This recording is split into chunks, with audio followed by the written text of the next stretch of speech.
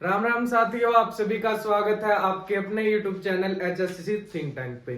साथियों की जैसा कि आप सभी को पता है, कल हमने समतल दर्पण के बारे में पढ़ा था और आज उसी का सेकंड पार्ट हम लेके आए हुए हैं। आज हम स्पेरिकल मिरर यानी कि गोलिया दर्पण है, उसके दो भाग है जो कन्वेक्स मिरर और कनकेव मिरर, इन दोनों के बारे में पढ़ेंगे।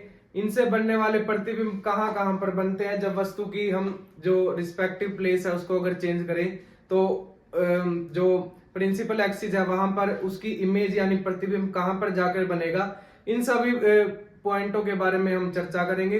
चलो ज्यादा समय ना लगाते हुए अपने टॉपिक को स्टार्ट करते हैं। सबसे पहले हम पढ़ेंगे यूज ऑफ प्लेन मिरर, जो कल वाले क्लास में हमारा रह गया था, क्योंकि क्लास ज्यादा लंबी होती जा रही थी, इसलिए हमने इसको नेक्स्ट पार्ट के लिए रख दिया था। तो सबसे पहले समतल दर्पण का उपयोग कहाँ किया जाता है? जो ड्रेसिंग टेबल होती है ना, ड्रेसिंग टेबल में समतल दर्पण का उपयोग किया जाता है। समतल दर्पण की एक एप्लीकेशन और है जिसे हम पेरिस्कोप का नाम देते हैं। पेरिस्कोप इसे कहा जाता है। इसमें क्या होता है, दो प्लेन मिरर लगे हुए होते हैं। कई बार इनका एंगल पूछ लिया जाता है कि ये दो प्लेन मिरर का जो पेरिस्कोप में यूज किया गया है, ये कितने डिग्री एंगल पर लगे हुए होते हैं। तो ये 45 डिग्री पर, 45 डिग्री एंगल पर एक दूसरे से लगे हुए होते हैं। और पेरिस्कोप होता क्या है? पेरिस्कोप एक डिवाइस है जो पनडुब्बी में इस्तेमाल किया जाता है। पनडुब्बी में इस्तेमाल किया जाता है एक्टिविटी, बाहर की एक्टिविटी देखने के लिए। इसमें दो प्लेन मिरर यानी दो समतल दर्पणों का उपयोग किया जाता है और वो दोनों समतल दर्पण एक दूसरे से 45 डिग्री के एंगल पर लगे हुए होते हैं। तीसरा जो एक एप्लीकेशन और है प्लेन मिरर की, इसे हम कैलिडियोस्कोप बोलते हैं। इसमें क्या होता है, तीन प्लेन मिरर लगे हुए होते हैं और कई बार एग्जामिनर इनका एंगल पूछ लेता है। जैसे पेरिस्कोप में हमने देखा कि दोनों प्लेन मिरर 45 डिग्री के एंगल पर लगे हुए हैं, जबकि कैल्डियोस्कोप में तीन प्लेन मिरर लगे हुए होते हैं और ये आपस में 60 डिग्री का एंगल बनाते हैं। 60 डिग्री के एंगल पर ये लगे हुए होते हैं। तो ये थे समतल दर्पण के जो मेन यूजेस। अगर हम कहें, दो एप्लीकेशन भी है, पेरिस्कोप और कैलिडियोस्कोप। कैलिडियोस्कोप तो एक बच्चों का खेलने का खिलौना ही होता है। पेरिस्कोप जो है पनडुब्बी में इसका इस्तेमाल किया जाता है, जो अदर एक्टिविटी हो रही है उनको देखने के लिए। इनका एंगल थोड़ा सा माइंड में रखना, जो पेरिस्कोप होता है उसका 45 डिग्री का होता है, जो कैलिडियोस्कोप होता है वो 60 डिग्री का एंगल पर लगे हुए होते हैं। अब हम पढ़ेंगे स्फेरिकल मिरर यानी कि गोलिया दर्पण।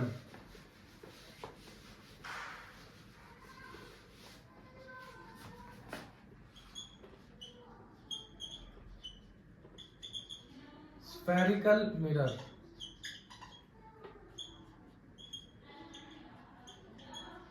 गोलिया दर्पण।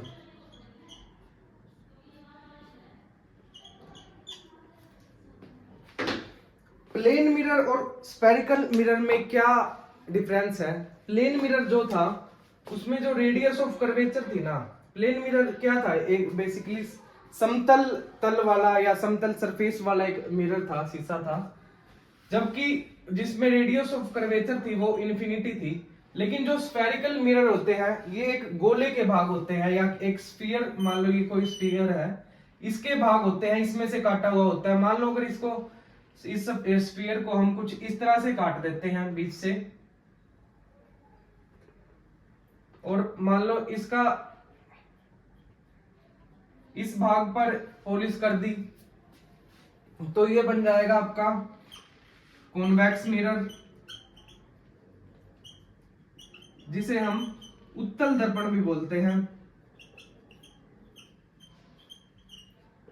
अगर इसके इस भाग पर पॉलिश कर दी जाए, यानी बाहरी आवरण पर पॉलिश कर दी जाए। पॉलिश से याद आया, ये पॉलिश जो होती है ये किस कंपाउंड की बनी होती है? जो पॉलिश यूज करते हैं मिरर में, कौन से कंपाउंड की बनी होती है? ये होती है AgNO3, यानी कि silver nitrate. Silver nitrate compound की पॉलिश इनके ऊपर की जाती है, जिनका मेन कंस्टिट्यूएंट होता है जो Ag होता है, यानी कि सिल्वर होता है, चांदी होती है। अगर इसके अंदर वाले हिस्से पर अगर हम पॉलिश करते हैं तो ये कॉन्वेक्स मिरर बन जाता है, यानी कि उत्तल दर्पण बन जाता है। अगर हम इसके बाहरी आवरण पर पॉलिश कर देते हैं तो जो मिरर बनेगा उसको कॉनकेव मिरर कहा जाता है, यानी कि अवतल दर्पण कहा जाता है। अवतल दर्पण कहा जाता है।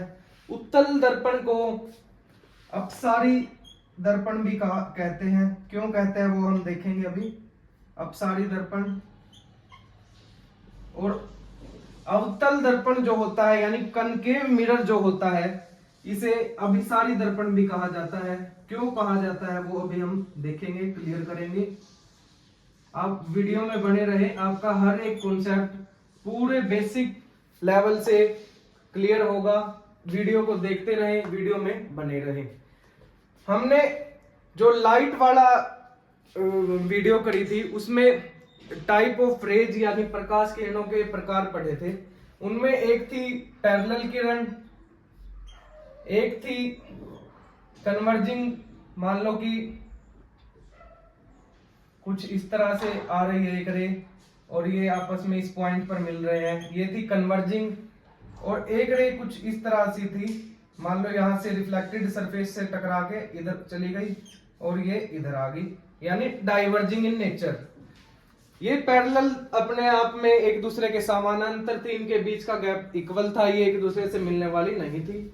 जबकि कन्वर्जिंग होती है जो, यानी वो एक पॉइंट पर मिलती है, इन्हें अभिसारी किरणें भी कहा जाता है। जबकि जो डाइवर्जिंग नेचर की रेज होती है, डाइवर्जिंग किरण होती है, वो एक दूसरे के विपरीत दिशा में गमन करती है और इनका दिशा एक दूसरे से अलग होने के कारण ये एक दूसरे से कभी मिलती नहीं, इसलिए इनको अपसारी किरण भी कहा जाता है। अपसारी किरण भी कहा जाता है। अब मैंने बोला था कि कनकेव कन्वेक्स जो मिरर है, उत्तल दर्पण है, इन्हें अपसारी दर्पण भी कहा जाता है। तो ये क्यों कहा जाता है तो हम देखेंगे। मान लो ये हुआ प्रिंसिपल एक्सिस, इससे कोई किरण आ रही है इस प्रकार से, ये यहां पे टकराने के बाद कुछ इस प्रकार इस दिशा में वापस चली जाएगी। और एक किरण यहां नीचे से आ रही है, मान लो ये कोई ऑब्जेक्ट है, एक किरण मान लो नीचे से आ रही है, तो ये क्या होगा, यहां से रिफ्लेक्ट होने के बाद में वापिस से उसी दिशा में चली जाएगी। आप देखोगे कि जो दोनों किरणें हैं वे आपस में एक दूसरे के डाइवर्जिंग इन नेचर है, यानी नेचर में डाइवर्जिंग प्रकार की है, यानी अपसारी किरणें इन्हें हम कहेंगे। इसलिए इस दर्पण का जो नाम है, कॉन्वेक्स मिरर का नाम है, वो अपसारी दर्पण भी कहा जाता है इसे। कॉनकेव मिरर की बात करें हम, मान लो इस पे कोई किरण आती है इस प्रकार से, तो ये क्या करेगी, इधर रिफ्लेक्ट हो जाएगी। मान लो एक किरण नीचे की तरफ से आती है, वो यहाँ पे टकराने के बाद में कुछ इस प्रकार से ऊपर की तरफ वापस चली जाएगी। तो ये एक पॉइंट पे मिलती हुई प्रतीत होती है, या एक्चुअल में ही मिलती है, प्रतीत क्या नहीं कहेंगे हम इसे, एक पॉइंट पे ये मिलती है, यानी एक पॉइंट पे कन्वर्ज होता है। इनकी जो रे है उनकी लाइन एक पॉइंट पर मिलती है, तो इसलिए इनको कन्वर्जिंग टाइप ऑफ रेज के अकॉर्डिंग अभिसारी किरणें होने के कारण इस दर्पण को अभिसारी दर्पण भी कहा जाता है। अब आगे बढ़ेंगे हम।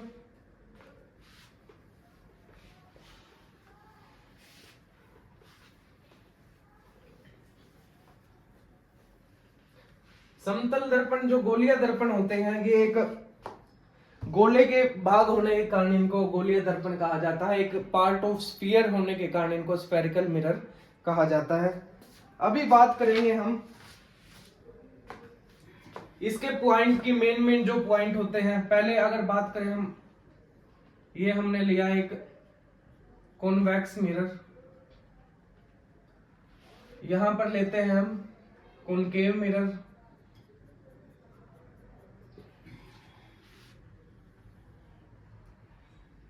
ये जो एक्सिस होता है इसे प्रिंसिपल एक्सिस कहा जाता है। यहां पे मान लो एक रेज इस प्रकार आती है और ये टकराने के बाद रिफ्लेक्ट हो जाती है ऊपर की तरफ में। ठीक है, अगर इसको हम आभासी इस किरण को कुछ इस प्रकार से आगे बढ़ाते हैं प्रिंसिपल एक्सिस की तरफ, तो ये इस एक्सिस पे एक पॉइंट पे मिलती है। इस पॉइंट पे इसको फोकस कहा जाता है एफ, और जिस स्फीयर का ये मतलब जिस स्फीयर के केंद्र से ये काटा गया है उसे सी से डिनोट किया जाता है, जिस सेंटर ऑफ कर्वेचर या वक्रता केंद्र भी कहा जाता है। और ये जो पॉइंट होता है इसे पी का नाम दिया जाता है। ये होता है पोल यानी कि ध्रुव। तो इन सभी पॉइंटों के बारे में पढ़ेंगे, इनकी डेफिनेशन क्या है दोनों मिरर के अकॉर्डिंग पढ़ेंगे हम। ये मान लो अवतल दर्पण जो है इसमें क्या होता है, ये एक रेज आ रही थी, सरफेस से टकराएगी और कुछ इस प्रकार से रिफ्लेक्ट हो जाएगी। तो ये पॉइंट जो है ये फोकस पॉइंट का कहलाता है। जबकि इसी पॉइंट को अगर आगे बढ़ाए तो यहाँ पर सी होता है। ये इसी प्रकार से दर्पण का जो मध्य बिंदु होता है, मिडल पॉइंट होता है दर्पण का, उसे पोल यानी कि ध्रुव कहा जाता है। और इस पूरी एक्सिस को हम प्रिंसिपल एक्सिस का नाम देते हैं। और पोल और सेंटर ऑफ कर्वेचर जो होता है इनके बीच की जितनी दूरी होती है, यानी उस गोले की बात करें हम, गोले की त्रिज्या की बात करें जिससे ये दर्पण काटा गया है, इसे हम आर यानी रेडियस का नाम देते हैं, या वक्रता त्रिज्या भी इसको बोला जाता है। इन सभी पॉइंटों के बारे में हम पढ़ेंगे। तो चलिए पहला पॉइंट है हमारा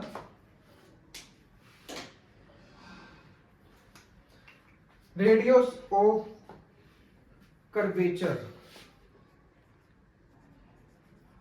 रेडियस ऑफ कर्वेचर जिसे वक्रता त्रिज्या भी कहा जाता है हिंदी में। रेडियस ऑफ कर्वेचर क्या होती है, बिंदु सी तथा पी यानी कि ध्रुव जो है उनके बीच की दूरी जो है उसे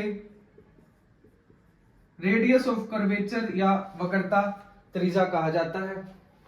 अब बात करते हैं हम दूसरे पॉइंट की, जिसे सेंटर ऑफ कर्वेचर कहा जाता है, या रेडियस ऑफ कर्वेचर को हम आसान भाषा में कहें तो मिरर जो है जिस स्फीयर का भाग होता है, मिरर दर्पण जो है जिस स्फीयर यानी गोले का भाग होता है,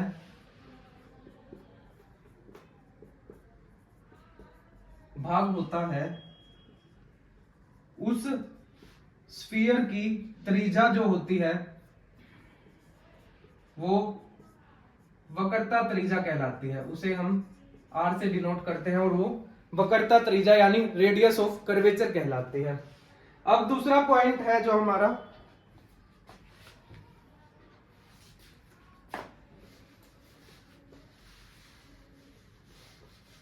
जिसे सेंटर ऑफ कर्वेचर कहा जाता है। सेंटर ऑफ कर्वेचर वक्रता केंद्र की बात करें हम, हिंदी में इसे वक्रता केंद्र कहा जाता है। वक्रता केंद्र क्या होता है, जिसे हम सी से डिनोट करते हैं। पहले तो इसको सी से डिनोट करते हैं, ये याद रखना। दूसरा, सरल भाषा में अगर हम समझने की कोशिश करें, मिरर जो है जिस स्फीयर का भाग होता है, जिस गोले का भाग होता है,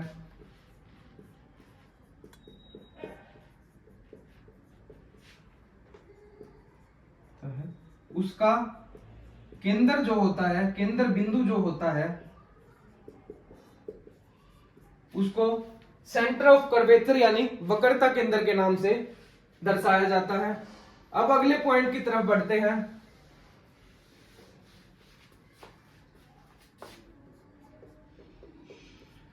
जिसका नाम है पोल यानी कि ध्रुव। पोल यानी ध्रुव क्या होता है? जो मिरर है ना, दर्पण है, उसका मध्य बिंदु होता है। दर्पण का मिडल पॉइंट या मध्य बिंदु हम कहें तो वो क्या होता है? पोल होता है, और इसे P से डिनोट किया जाता है, P से दर्शाया जाता है। अब हम बात करते हैं अगले पॉइंट यानी प्रिंसिपल एक्सिस की।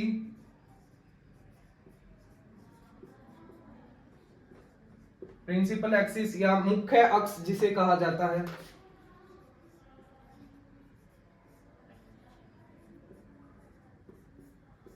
प्रिंसिपल एक्सिस क्या होता है? जो दर्पण के P पॉइंट होता है उससे पास होता है, और जितने भी पॉइंट होते हैं इसी पॉइंट पर, इसी एक्सिस पे, इसी रेखा पर ही लाई करते हैं। अगर सरल भाषा में इसको समझना चाहे, पोल तथा सेंटर ऑफ कर्वेचर के बीच की दूरी है जो,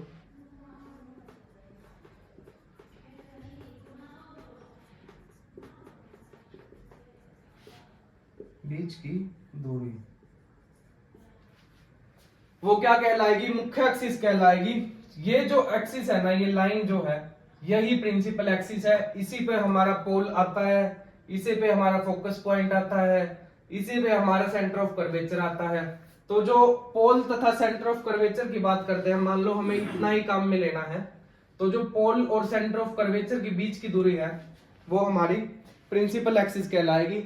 अब बात करते हैं हम आखिरी बिंदु की, आखिरी पॉइंट की, जिसे फोकस कहा जाता है।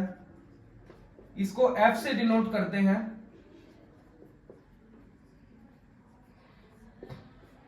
फोकस बिंदु क्या होता है? प्रिंसिपल एक्सिस जो ये है, प्रिंसिपल एक्सिस के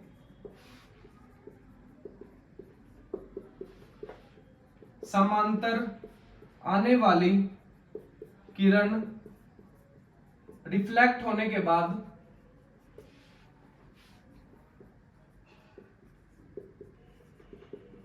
जिस बिंदु से गुजरती है, जिस पॉइंट से गुजरती है,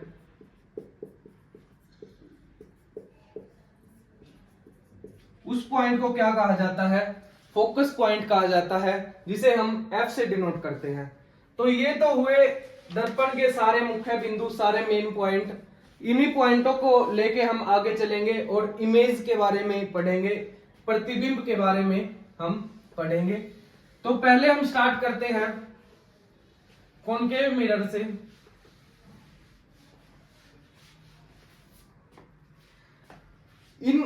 सबसे पहले हम जो रूल है मिरर के, उनके बारे में जानेंगे। Rule of mirror.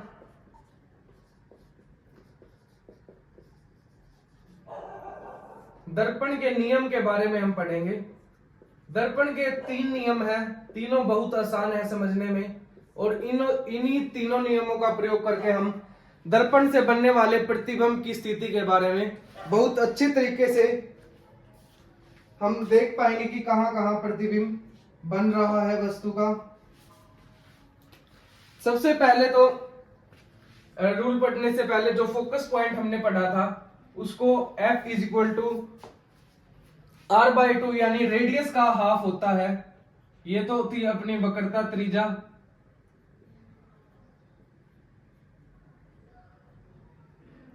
और ये था अपना फोकस पॉइंट। जो फोकस होता है उसको R/2 से डिनोट करते हैं, यानी उसकी जो दूरी होती है वो रेडियस की आधी होती है। अगर बात करें हम रेडियस की, तो इसे 2F भी लिखा जा सकता है, यानी रेडियस जो है फोकल पॉइंट की, फोकल लेंथ की दुगनी दूरी की होती है। अब हम वापिस आते हैं रूल ऑफ मिरर पे। दर्पण के नियम के बारे में हम पढ़ेंगे। तो सबसे पहला नियम क्या कहता है? अवतल दर्पण में प्रिंसिपल एक्सिस की समानांतर जाने वाली प्रकाश किरण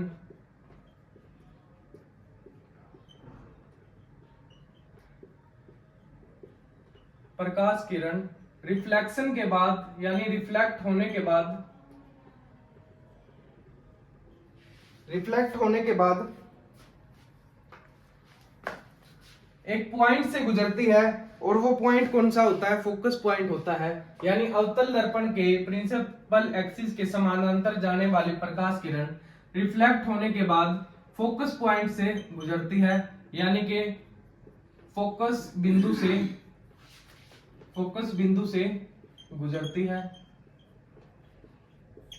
जबकि अगर हम उत्तल दर्पण की बात करें, जबकि उत्तल दर्पण में अगर हम आभासी किरणों को और आगे बढ़ाते हैं तो हमें फोकस पॉइंट से गुजरती हुई प्रतीत होती है, लेकिन वो एक्चुअल में गुजरती नहीं, इसलिए इसका जो प्रतिबिंब बनता है वो आभासी बनता है। जबकि उत्तल दर्पण में फोकस से गुजरती हुई प्रतीत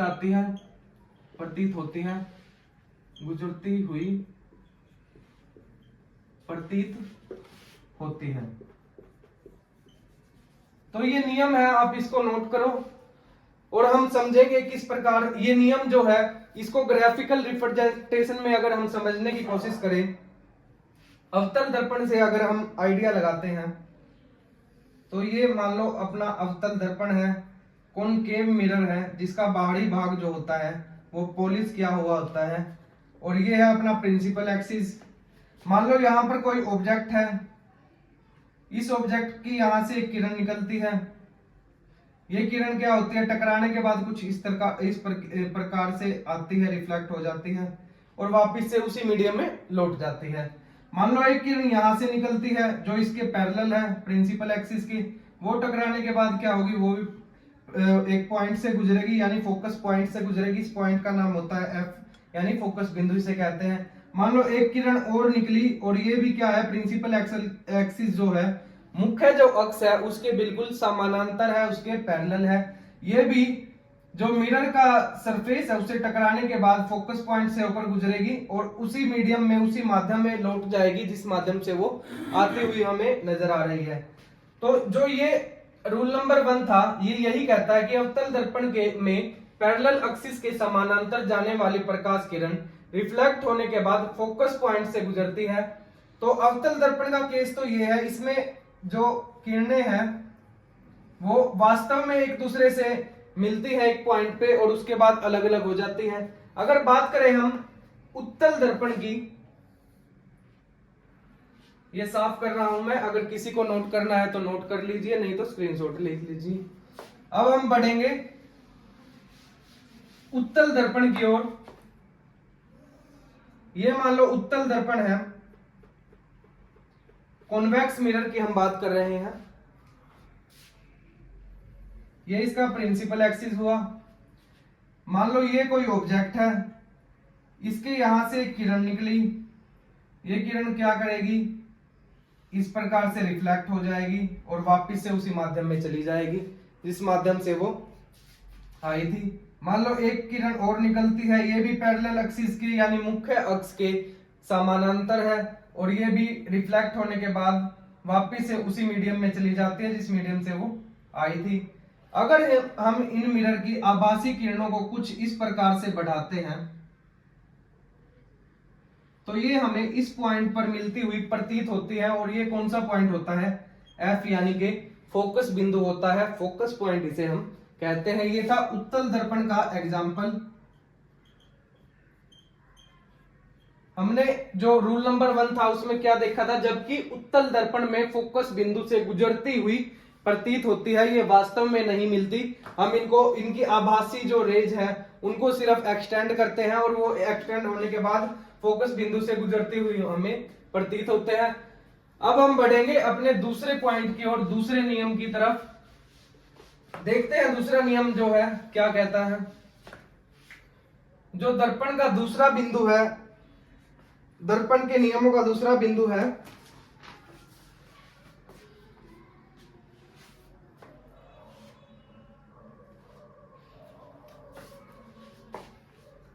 दूसरा बिंदु हमें कहता है दर्पण में प्रकाश किरणें रिफ्लेक्ट होने के बाद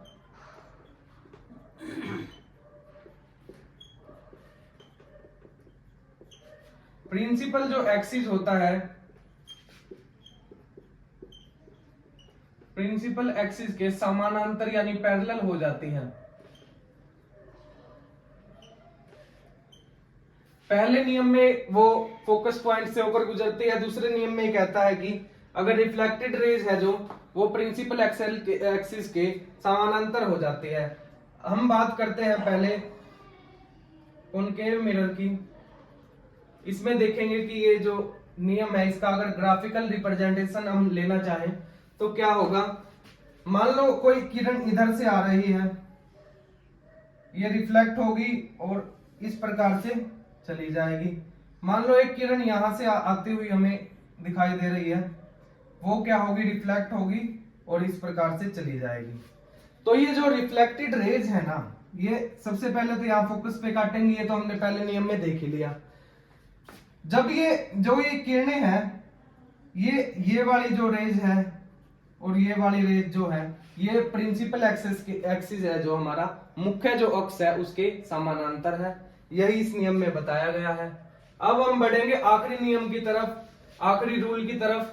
देखते हैं ये क्या हमें बताता है।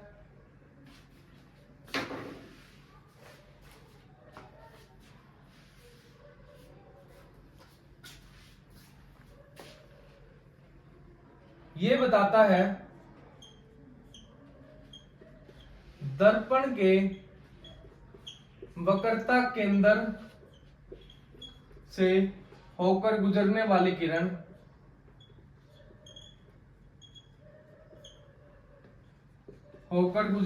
किरण उसी डायरेक्शन में वापस चली जाती है। रिफ्लेक्शन के बाद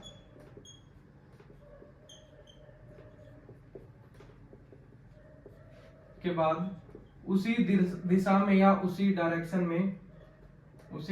में वापस चली जाती है।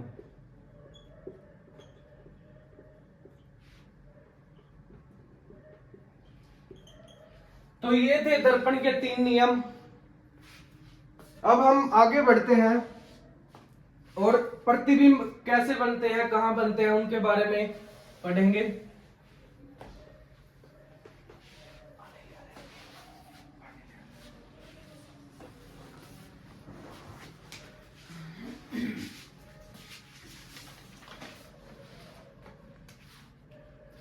इमेज फॉर्मेशन बाय, सबसे पहले कौन सा मिरर स्टार्ट करें बताओ। पहले कर लेते हैं कॉनकेव मिरर यानी कि अवतल दर्पण। Image formation by concave mirror, क्योंकि इसके ज्यादा पॉइंट है इमेज बनने के, जबकि कॉन्वेक्स जो मिरर है, उत्तल जो दर्पण है, उसमें सिर्फ 2 ही पॉइंट है, उसको लास्ट में देखेंगे। अवतल दर्पण के प्रतिबिंब की स्थिति अगर हम कहें इसे, तो कहां बनता है, किस प्रकार से बनता है। इसमें 6 पॉइंट है टोटल। सबसे पहले हम इंफिनिटी से लेके चलेंगे। पहला पॉइंट जो है एट इंफिनिटी,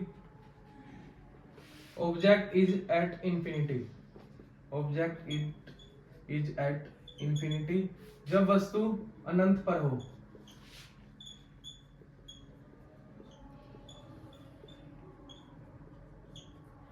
जब वस्तु अनंत पर हो, सबसे पहले कॉनकेव मिरर बनाते हैं हम।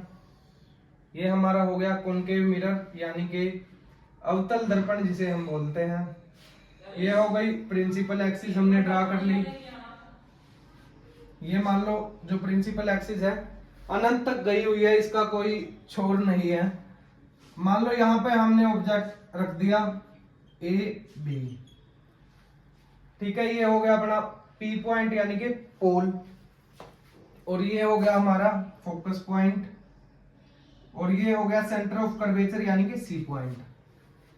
मान लो इससे एक किरण निकलती है, ये इस प्रकार इस दिशा में जाती है, और पहले नियम के अनुसार क्या है, जो पैरेलल एक्सिस के समानांतर जो प्रिंसिपल एक्सिस के पैरेलल जो रेखा आ रही है, प्रकाश किरण आ रही है, वो फोकस पॉइंट से होकर गुजरेगी, यानी इस प्रकार से जाएगी।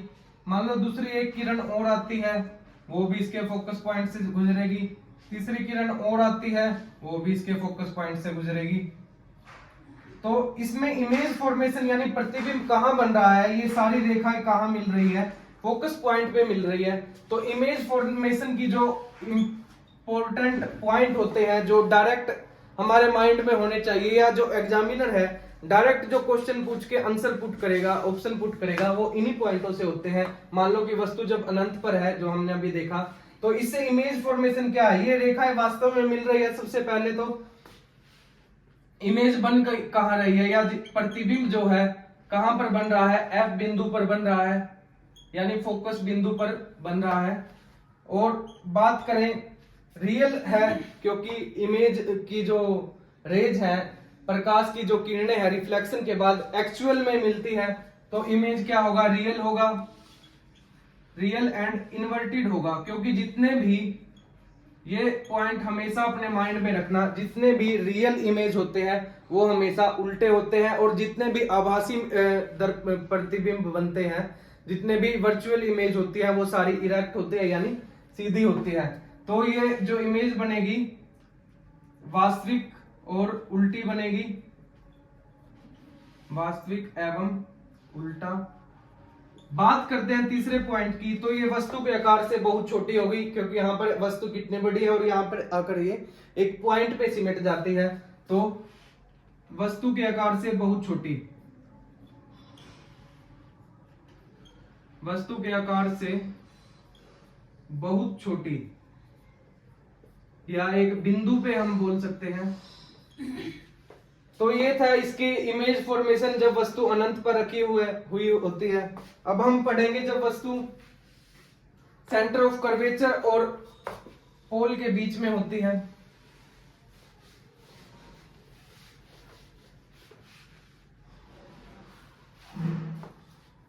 जब वस्तु अनंत तथा सी के बीच में हो,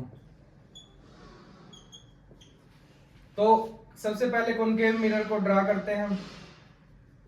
ये प्रिंसिपल एक्सिस आ गया हमारा, ये पी पॉइंट आ गया, ये फोकस पॉइंट आ गया, ये सेंटर ऑफ कर्वेचर आ गया। अब क्या कहा है इसने, अनंत और सी के बीच में हो। मान लो ये है अपना, आगे अगर इसको बढ़ाएंगे तो ये अनंत तक चली जाएगी। अब अनंत और सी के बीच में अपनी वस्तु रखी हुई है, तो ये वस्तु क्या है, इससे प्रकाश की किरणें निकलेंगी, मिरर से टकराएंगी, फोकस पॉइंट से होकर गुजर जाएंगी।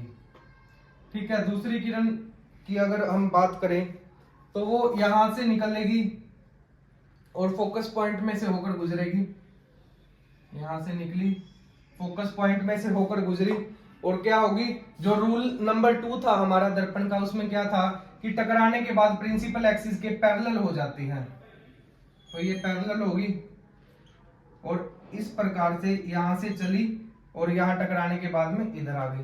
तो अब आप देखोगे कि ए बी जो प्रतिबिंब ऑब्जेक्ट था हमारा, टकराने के बाद सी और एफ के बीच में कुछ इसकी ऐसी पोजीशन आ रही है, और ये ए डैश बी डैश है, क्योंकि ए रेज थी वो नीचे आ रही है और बी रेज जो है ये कुछ इस प्रकार से है।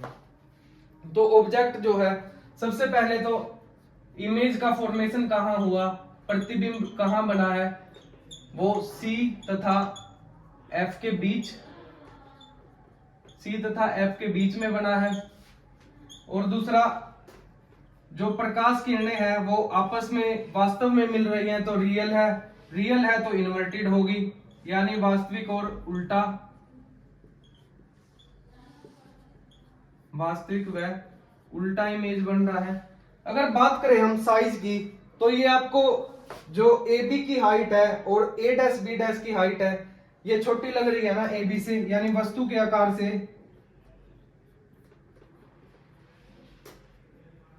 वस्तु के आकार से छोटा होगा, प्रतिबिंब जो होगा वो वस्तु के आकार से छोटा होगा।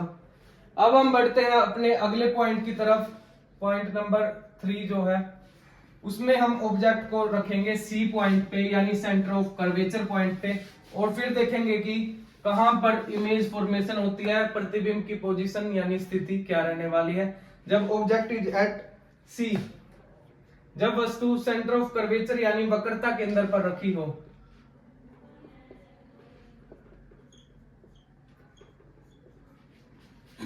सबसे पहले कॉनकेव मिरर को ड्रा करेंगे, प्रिंसिपल एक्सिस बना दिया, पी पॉइंट दर्शा दिया, फोकस पॉइंट दर्शा दिया, सी पॉइंट दर्शा दिया यानी सेंटर ऑफ कर्वेचर। अब हमारी जो वस्तु है इस पॉइंट पर रखी हुई है सी पॉइंट पे, वस्तु का नाम रख दिया हमने ए बी। ए से प्रकाश किरण निकलती है, टकराती है, रिफ्लेक्टेड सरफेस से रिफ्लेक्ट हो जाती है और फोकस पॉइंट से होकर गुजर जाती है। दूसरी जो प्रकाश किरण है वो फोकस पॉइंट से गुजरती है और यहां पर टकराती है।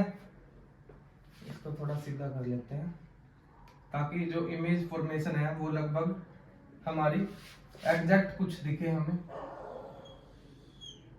कुछ यहां पर टकराएगी, टकराने के बाद क्या था, जो रूल नंबर 2 था मिरर का, उसमें क्या बताता है कि पैरेलल हो जाएगी एक्सिस के, इस प्रकार से चली जाएगी। टकराने के बाद में इधर से चली, यहां पर टकराई और फिर यहां चली गई। आप देखोगे कि जब सी पे रखी हुई थी वस्तु, तो इसकी जो इमेज वाली लाइन है वो सी बिंदु पर ही आके, सी बिंदु के नीचे ही आकर टकरा रही है और ये हमारा ए डैश बी डैश हो गया। तो सबसे पहले देखते हैं यहाँ पर इमेज फॉर्मेशन कहाँ हुई, यानी प्रतिबिंब हमारा कहाँ बना है, सी बिंदु पर, सी पर ही बना है। अगर बात करें जो प्रकाश किरणें हैं वो वास्तव में एक दूसरे को काट रही हैं, तो इमेज किस प्रकार की बनेगी, यानी प्रतिबिंब हमारा रियल एंड इन्वर्टेड होने वाला है, यानी वास्तविक और उल्टा होने वाला है, वास्तविक व उल्टा होने वाला है। अब बात करते हैं साइज की। देखो जहां यहां पर ए बी की जितनी हाइट है और ए डैश बी डैश की हाइट एग्जैक्ट सेम ही है, तो वस्तु के सेम आकार का बनता है, वस्तु के समान ही होता है। अब हम बढ़ेंगे चौथे बिंदु की तरफ, उसमें देखते हैं इमेज फॉर्मेशन हमारा कहां पर होता है।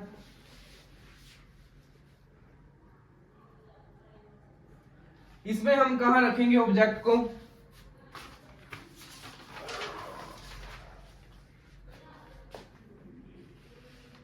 Object is between C and F, C और एफ के बीच में अगर रखते हैं, ये हमारा कॉनकेव मिरर, ये principal axis, focus point, centre of curvature यानी वक्रता केंद्र। अब हम यहां पर इमेज को रखते हैं, एक किरण गई, टकराई, फोकस पॉइंट से गुजर गई, ठीक है। अब दूसरी किरण जो है वो कुछ इस प्रकार से जाएगी, टकराएगी और मुड़ जाएगी और कहां मिलती हुई प्रतीत होगी हमें, अगर इसको थोड़ा सा सीधा हम ड्रा करें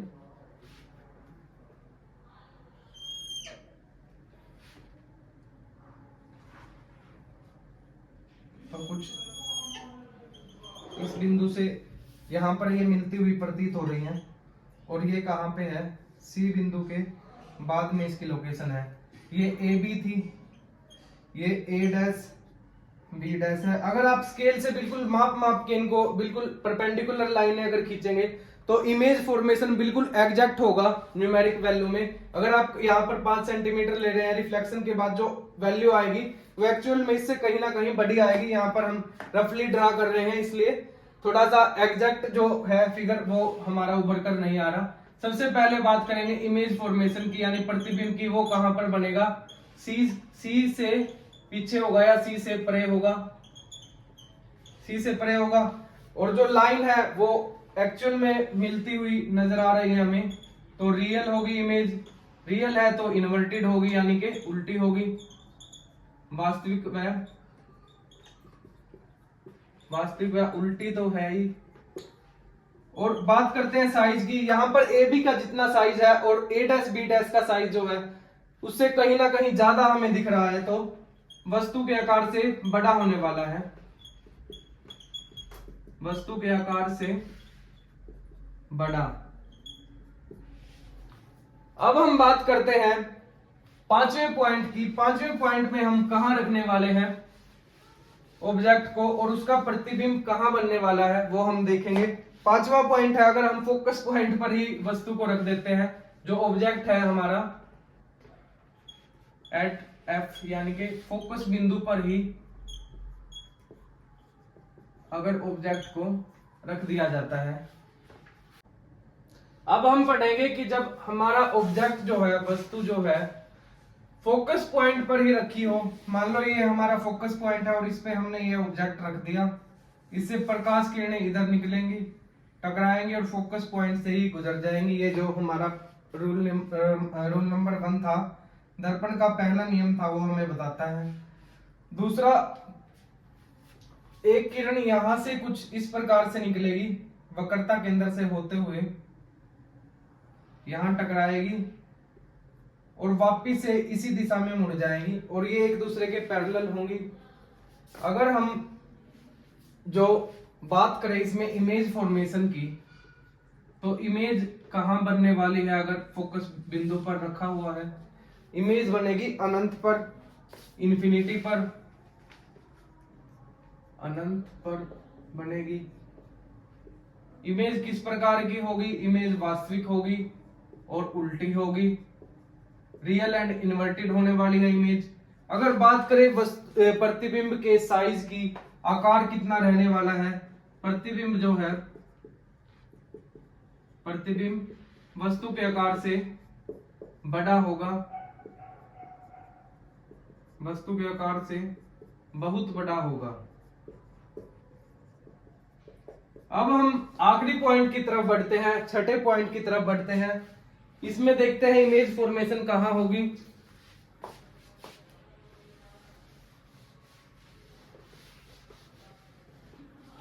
छठा पॉइंट है, अगर ऑब्जेक्ट हमारा फोकस पॉइंट एंड पोल जो है उसके बीच में हो, तो इमेज कहां बनेगी? ये कॉन्वेक्स मिरर हमने ड्रॉ कर लिया, ये प्रिंसिपल एक्सिस आ गया, फोकल पॉइंट आ गया, सेंटर ऑफ कर्वेचर आ गया, इमेज रखी है यहाँ पर, ये है अपना पोल यानी पी पॉइंट। यहाँ पर इमेज है, रेज इस प्रकार से निकलेगी और फोकस पॉइंट से गुजर जाएगी। दूसरी जो किरण है, अगर इस किरण को हम आगे इस प्रकार से कहीं बढ़ाते हैं, आभासी किरण हम मानते हैं, जो दूसरी किरण है वो कहां से निकलेगी? इस पॉइंट से निकलेगी, और सेंटर ऑफ कर्वेचर जो है, जो हमने काफी दूर बना दिया इसमें, यहाँ पर है, इस पॉइंट से निकलेगी, यहाँ पर टकराएगी और वापस इसी दिशा में मुड़ जाएगी, और सी पॉइंट जो है अपना इससे होकर गुजरेगी। अगर इन आभासी किरणों को हम और आगे बढ़ाते हैं, तो ये हमें कुछ इस प्रकार से मिलते हुए प्रतीत होंगे इस पॉइंट पे, और ये पॉइंट जो है इस प्रकार से, ये हमारी इमेज थी ए बी, और यहाँ पर ये ए डैश बी डैश जो प्रतिबिंब है, प्रतिबिंब जो है, इमेज जो है यहाँ पर बनेगी। अगर इसमें अगर पॉइंटेड बात हम करें, तो सबसे पहले इमेज है जो कहां बनेगी? पोल के पीछे, पी के पीछे बनने वाली है। आपको दिख रहा होगा कि ये जो डॉटेड लाइन है, ये आभासी लाइन है, वर्चुअल लाइंस है, इनको हमने आभासी तरीके से ड्रॉ किया है। तो जो इमेज बनेगी वो वर्चुअल बनेगी, यानी जो लाइन ऑफ रिफ्लेक्शन है वो वास्तव में एक दूसरे को नहीं काटती, तो इमेज क्या होगी? आभासी होगी। और आभासी इमेज हमेशा इरेक्ट होती है, यानी कि सीधी होती है। तो इमेज किस प्रकार की बनने वाली है हमारे यहाँ पर? आभासी व सीधी, आभासी व सीधी होगी इमेज। तीसरे पॉइंट की हम बात करें साइज की, प्रतिबिंब का साइज कितना है? वस्तु के आकार से बड़ा है, वस्तु के आकार से बड़ा है।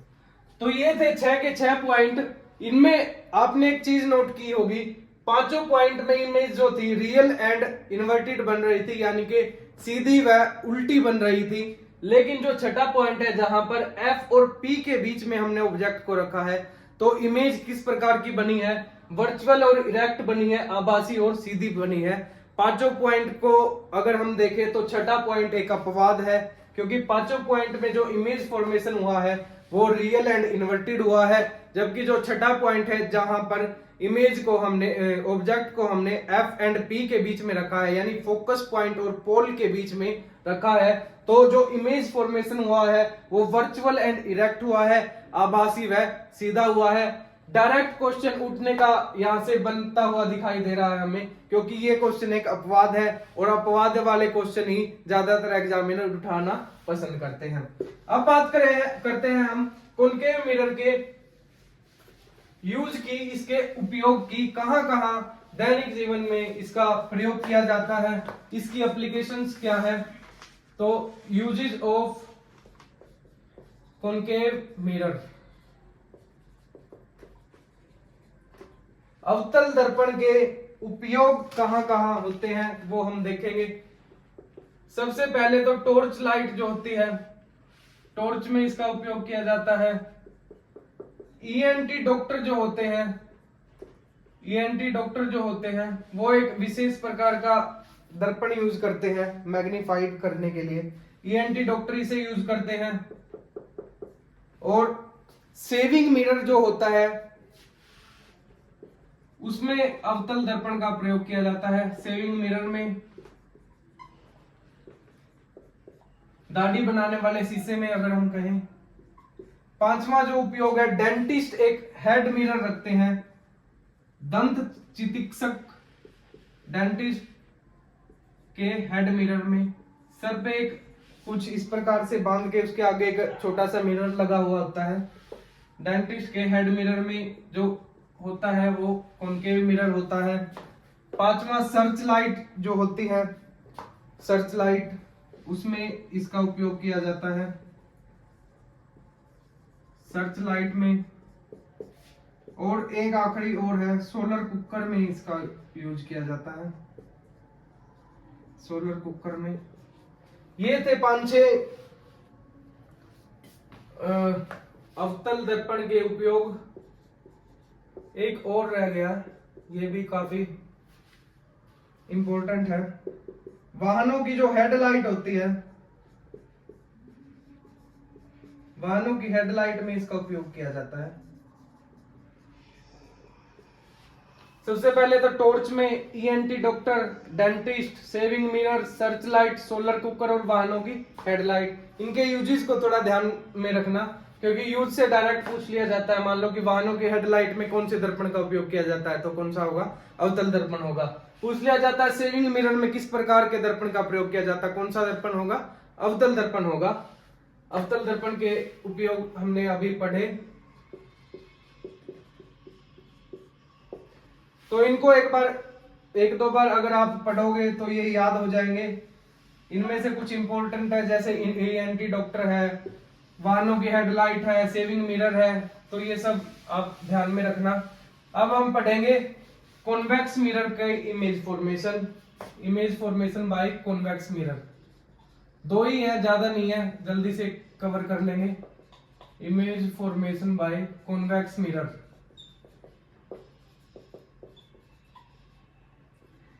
उत्तल दर्पण द्वारा प्रतिबिंब का फॉर्मेशन कहां पर होने वाला है वो पढ़ेंगे हम। सबसे पहले तो जब वस्तु अनंत पर हो,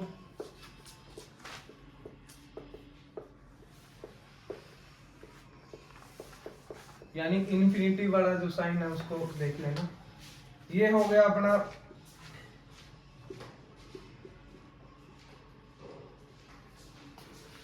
उत्तल दर्पण, ये हो गया पोल, ये हो गया फोकस पॉइंट, ये हो गया सेट पॉइंट यानी सेंटर ऑफ कर्वेचर पॉइंट। इसी बिंदु को हम, इसी रेखा को, मुख्य अक्ष को अगर पीछे की तरफ बढ़ाए, मान लो अनंत पर जाकर यहां पर अपनी इमेज रखी हुई है, इमेज का नाम दिया है ए बी।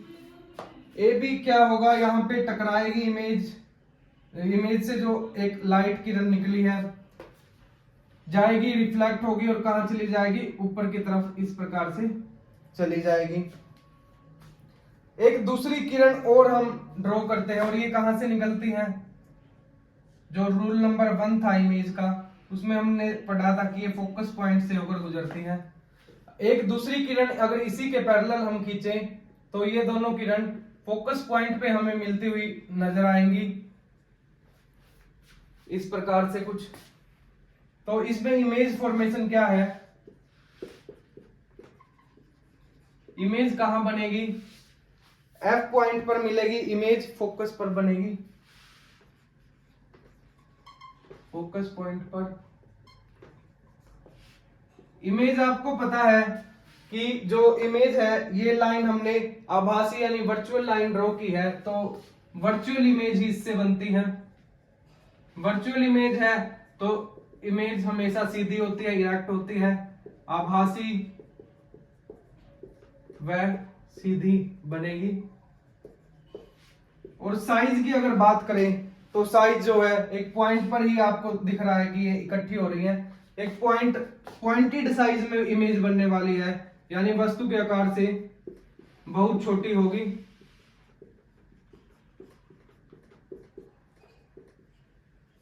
बहुत छोटी।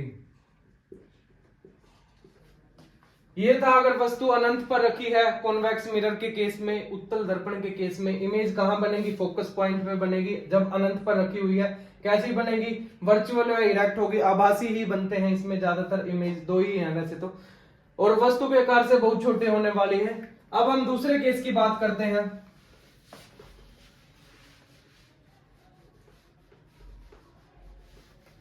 इसमें हम इमेज फॉर्मेशन देखेंगे कहां पर होगी, अगर हम वस्तु को जो अनंत और एफ के बीच जो पोल पॉइंट होता है उन दोनों के अगर बीच में रखना चाहें,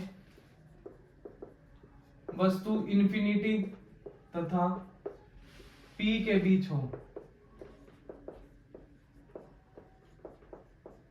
इसमें दो ही केस क्यों बन रहे हैं वो भी हम देखेंगे। मान लो ये अपना हो गया कॉन्वेक्स मिरर, आपको पता है कि ये कॉन्वेक्स मिरर अगर इसका स्फेरिकल से काटा हुआ हिस्सा अगर पूरा अगर हम करने की कोशिश करें, मान लो कुछ इस प्रकार से एक गोला बनेगा, स्फीयर बनेगा, तो यहां पे गोले का सेंटर होगा जिसे हम सी पॉइंट बोलते हैं, ठीक है। ये पी पॉइंट हो गया मध्य बिंदु दर्पण का, और यहां पर एफ पॉइंट होगा। आप देखेंगे कि इधर की तरफ कुछ भी नहीं है, तो या तो वस्तु अनंत पर होगी, जहां पर प्रिंसिपल एक्सिस को अगर इधर एक्सटेंड करते जाए, जहां हमें पता ही नहीं सी कहां आएगा एफ कहां आएगा, क्योंकि इधर तो अनंत है, इसकी कोई लिमिट ही नहीं है, तो या तो वस्तु अनंत पर होगी या अनंत और जो पोल है इनके बीच में कहीं पर होगी। अगर हम मानते हैं वस्तु यहां पर है अपनी, इसको वापिस से साफ कर देते हैं क्योंकि हमने सिर्फ हमारी समझ के लिए इसका यूज किया था। मान लो यहां पर वस्तु रखी हुई है, यहां पर वस्तु जो रखी हुई है हमें पता है पोल से उसकी डेफिनेट डिस्टेंस कितनी है, इसलिए हमने इसे अनंत और पी के बीच में बोला है, क्योंकि इसकी हमें पता है कि पोल से वस्तु की दूरी कितनी रहने वाली है, कितना मीटर सेंटीमीटर या कोई भी यूनिट जो हम लेंगे कितनी दूरी पर है। अगर यहाँ की बात करें तो यहां से प्रकाश किरण निकलेगी, रिफ्लेक्ट होगी और चली जाएगी वापस इसी दिशा में, जिस दिशा से जिस मीडियम से वो आई थी। तो अगर आभासी पहला जो रूल था दर्पण का, उसमें क्या कहा गया था कि रिफ्लेक्ट होने के बाद फोकस पॉइंट से गुजरती हुई प्रतीत होती है, जबकि उत्तल लेंस के केस में हमने ये पढ़ा था। जबकि अगर अवतल लेंस की बात करें तो अवतल लेंस में ये एग्जैक्ट मिलती हैं, वास्तव में मिलती हैं। अगर हम इस पॉइंट से एक प्रकाश किरण और निकालते हैं तो वो क्या होगी,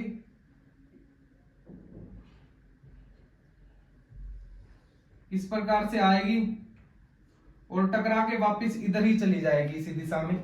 लेकिन आभासी अगर प्रतिबिंब की हम बात करेंगे, आभासी पॉइंट की अगर बात करेंगे हम, तो वो ये थोड़ा सा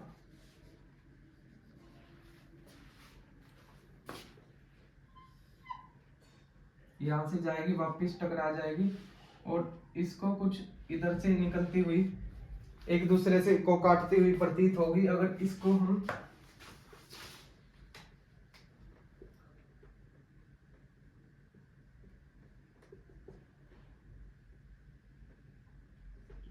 फोकस पॉइंट हो गया, और जो दूसरी किरण आएगी वो यहाँ पे इस प्रकार से टकरा के इस पॉइंट पे मिलती हुई हमें प्रतीत होगी। और ये वस्तु जो थी ए बी है, और यहाँ पे अगर इसकी बात करें तो ए बी के कंपैरिजन में बहुत छोटी यहाँ पर इमेज बन रही है, यानी पोल और फोकस पॉइंट के बीच में कहीं ना कहीं ये आभासी किरणें हैं, उनका टकराव होगा। तो बात करते हैं इमेज फॉर्मेशन की। तो प्रतिबिंब कहाँ बनेगा? पोल और पी व एफ के बीच। और किस प्रकार का होगा? आपको पता है कि वर्चुअल ही बनता है, कॉन्वेक्स मिरर में तो आभासी ही बनता है। वर्चुअल व इरेक्ट यानी आभासी व सीधा, आभासी व सीधा। साइज की अगर बात करें तो बहुत छोटा होगा, ऑब्जेक्ट से तो बहुत छोटा है। तो जो कॉन्वेक्स मिरर है इसमें इमेज फॉर्मेशन दो टाइप से ही होता है। दोनों टाइपों में वर्चुअल और इरेक्ट इमेज बनती है, यानी कि आभासी व सीधी ही प्रतिबिंब हम इससे प्राप्त कर पाते हैं। और दोनों के दोनों जो मिरर है उसके बैक साइड में बनेंगे आभासी होंगे, क्योंकि इनकी जो रेज है प्रकाश लाइट मतलब लाइट रेज है, जो प्रकाश की किरणें हैं वो आभासी हमें मिलती हुई प्रतीत होती है, वो वास्तव में नहीं मिलती, इसलिए इसका प्रतिबिंब आभासी होता है। और आभासी इमेज हमेशा सीधे होते हैं यानी इरेक्ट होते हैं। अब हम बात करेंगे कॉन्वेक्स मिरर के यूज की, और उसके बाद वीडियो को देंगे विराम, क्योंकि वीडियो की लेंथ काफी बड़ी हो गई है। इसके यूजेस 3-4 है, ज्यादा नहीं है। उत्तल दर्पण के उपयोग,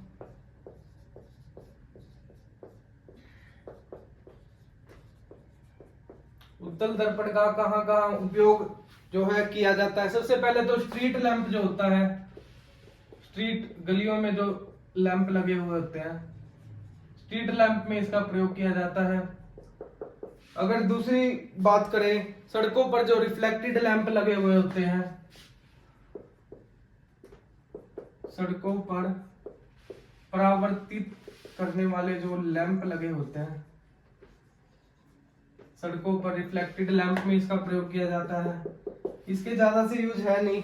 जो गाड़ियों में पीछे जो गाड़ियों में बैठे होते हैं जो ड्राइवर सीट पे, उसके ऊपर थोड़ा सा एक मिरर लगा हुआ होता है, इसे रियर व्यू मिरर कहा जाता है। रियर व्यू मिरर, जो पीछे जो वाहन आ रहे हैं उनको देखने में प्रयोग किया जाता है। जो वाहन के साइड मिरर होते हैं उनमें इनका प्रयोग किया जाता है। तो यही है 3-4 से, इसके ज्यादा इंपॉर्टेंट सा है नहीं है कॉन्वेक्स मिरर। बस ये देख लेना, वाहनों के जो मिरर होते हैं रियर वाला और साइड वाले, साइड में जो 2 मिरर लगे होते हैं जिनमें हम साइड में से कौन सा व्हीकल आ रहा है या नहीं आ रहा है उसको देखने के लिए यूज करते हैं, उसमें उत्तल दर्पण का प्रयोग किया जाता है। जो ड्राइवर सीट के ऊपर जो एक छोटा सा मिरर लगा हुआ होता है, मान लो ये ड्राइवर सीट है, यहाँ पर कोई व्यक्ति बैठा है इस प्रकार से स्टीयरिंग को पकड़े हुए, जो यहाँ पे एक मिरर होता है जो पीछे का दिखाता है, पीछे का व्यू हमें दिखाता है, उसमें इसका प्रयोग किया जाता है। स्ट्रीट लैंप और सड़कों पर जो रिफ्लेक्टेड लैंप लगे हुए होते हैं उनमें उत्तल दर्पण का प्रयोग किया जाता है। आज की वीडियो में बस इतना ही। आज की वीडियो हो तो गई काफी लंबी, कल इसके एक अगले पार्ट में हम चलने वाले हैं, अगले पार्ट को लेकर आने वाले हैं। उसमें हम कुछ और इंटरेस्टिंग फैक्ट पढ़ेंगे, मिरर फॉर्मूला है वो पढ़ेंगे, 1-2 न्यूमेरिकल भी करेंगे कॉन्सेप्ट क्लियरिटी के लिए। तो आज की वीडियो में इतना ही, वीडियो को विराम देते हैं। वीडियो अच्छी लग रही है तो लाइक करो, शेयर करो, और हमारी मेहनत है उसको सपोर्ट भी करो, सब्सक्राइब करो हमारे चैनल को ज्यादा से ज्यादा। तो आज की वीडियो यहीं समाप्त करते हैं, धन्यवाद।